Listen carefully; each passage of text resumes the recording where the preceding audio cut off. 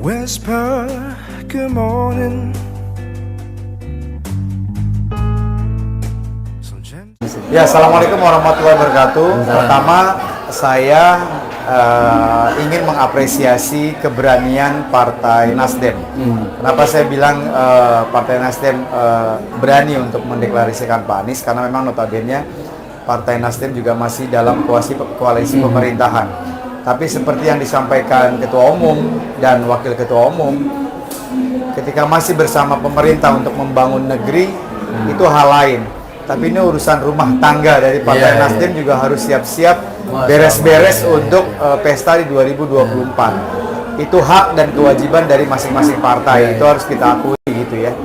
Nah, akhirnya Nasdem berani untuk mendeklarasikan Anies di awal-awal. Kenapa Anies? Satu sisi memang Anies bukan orang baru di Partai Nasdem. Bahkan Pak Anies menjadi salah satu deklarator ketika Nasdem waktu itu awalnya menjadi ormas gitu ya. Ketika akhirnya Nasdem berubah menjadi partai politik, ya Pak Anies tidak terlibat karena masih ingin menggunakan kemeja atau kaos putih gitu ya, tidak berwarna gitu. Nah, itu yang pertama, saya mengapresiasi keberanian Partai Nasdem untuk mendeklarasikan Anies. Tinggal menunggu partai-partai lain untuk bergabung sehingga mendapatkan tiket untuk Pilpres 2024. Kalau saya secara pribadi, siapapun nanti di Pilpres 2024 calon presiden, baik A, si B, si C maupun Pak Anies, saya yakin banget lah mereka mempunyai tujuan yang baik untuk masyarakat Indonesia. Tapi sekarang tinggal tergantung personal kita masing-masing, percaya ke siapa. Kalau ditanya saya secara pribadi, saya lebih percaya Pak Anies Rashid Baswedan. Kenapa? Nggak bisa dipungkiri, 5 tahun ini dia cukup berhasil di DKI Jakarta. Kenapa saya bilang kayak begitu? Jangan dibully ya. Saya berhak ngomong kayak begitu karena saya warga Jakarta. Saya warga Jakarta. Saya merasakan banyak perubahan yang dilakukan sama Pak Anies. Ini kan memang anehnya di sosial media semua teriak-teriak, nggak ada kerja, nggak ada. Sementara dia bukan warga Jakarta. Udahlah, itu memang sudah sistem. Memang dibentuk. Apapun yang Anies lakukan itu pasti tidak akan terlihat baik. Itu memang ada satu polanya memang seperti itu. Polanya memang seperti itu kan. Kita harus mengakui memang ada pola, ada grand design yang memang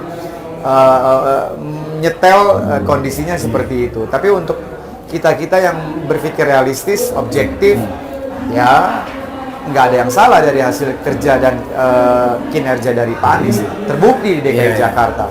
Dan sekarang Bismillah 2024 bersama Partai Nasdem dan nantinya Partai Koalisi ingin ke tingkat nasional. Kalau saya sih yakin. Satu hal yang perlu teman-teman tahu gitu ya. Mohon maaf ya, ini nggak bisa dipungkiri. Ini orang cerdas, orang pintar, cerdas pintar.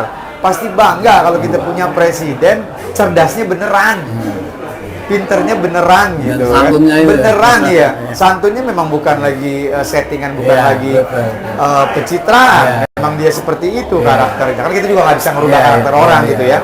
Main TikTok juga nggak ini gitu kan. Memang karakternya seperti itu. Belum lagi dapatkan apresiasi dari Oxford, dari University ya. Dia memang orang cerdas. Kalau ngobrol sama dia lo mau jabanin 2 jam 3 jam juga silahkan gitu kan. Ya, saya kira penjelasan dari Mas Ramzi ini luar biasa ya, memberikan kemantapan pada orang yang saya kasih pilihan sama yang lain. Ya, kita kasih kebebasan pemilihan sama yang lain. Tapi kalau 2024 kita benar-benar dalam tanda kutip apa nasihat Mas Ramzi terhadap isu-isu seolah-olah katakanlah misalnya Nasdem salah satunya yang juga masih melakukan satu pertimbangan tertentu terhadap ini dan untungnya rakyat yang mendukung kesepakatan dukungan ini kan tidak terpengaruh itu. Menurut Mas Ramzi gimana? Apakah memang ada masih rasa maju mundur itu dari Nasdem? Ya seperti yang tadi saya bilang kan, ini kan grand design. Apa yang dilakukan Anies memang udah pasti dibelokin gitu. Nah sekarang akhirnya bersama Partai Nasdem dan kebetulan pada saat deklarasi saya hadir di situ.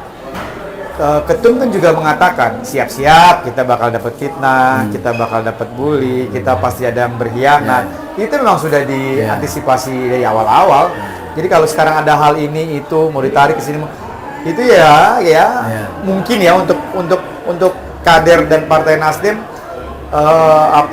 ya ketawa-ketawa aja gitu ya. Jadi memang dibikin distract, dibikin kacau gitu kan, gimana caranya Anies nggak dapet tiket gitu. Dalam konteks pilpres ini nanti apabila sudah waktunya jatuh waktu kampanye, pasti akan lebih seru ya, misalnya bersama-sama koalisi yang ada atau sendiri-sendiri atau bersama kan tentunya lebih menimbulkan kemantapan dari sisi. Ya kalau udah kayak begitu kan udah kerja bareng, udah kerja sama, ya mesin masing-masing politik udah bekerja gitu kan. Tujuannya kan udah satu. Gitu. Kalau sekarang kan masih menimbang, berpikir, sebenarnya kan tinggal nunggu momentum aja untuk deklarasi. Kan. Baik, terima kasih Mas Ramzi. Pemirsa sekalian.